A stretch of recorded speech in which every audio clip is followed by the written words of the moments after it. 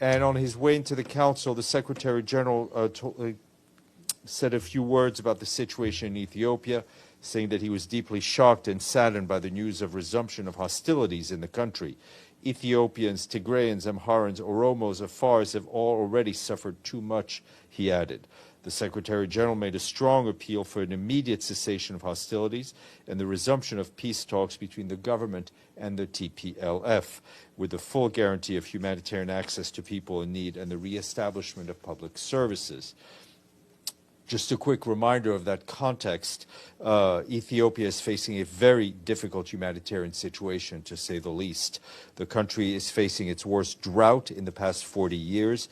17 million people are now targeted for assistance as worsening levels of malnutrition are reported. More than 3.5 million heads of livestock have died.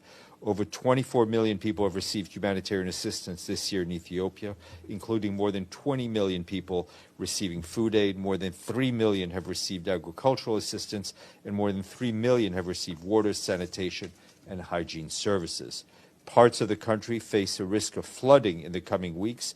More than 1.7 million people are likely to be impacted, including more than 400,000 men, women, and children at risk of displacement.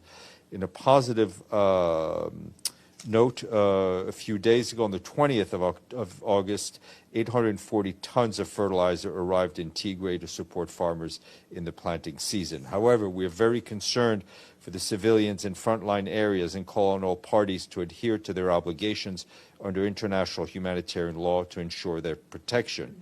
And just an example of what the impact of the renewed fighting is having.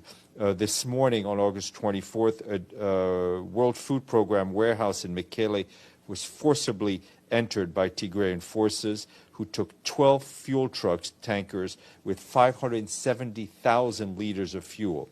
The team on the ground successfully tried to prevent this looting.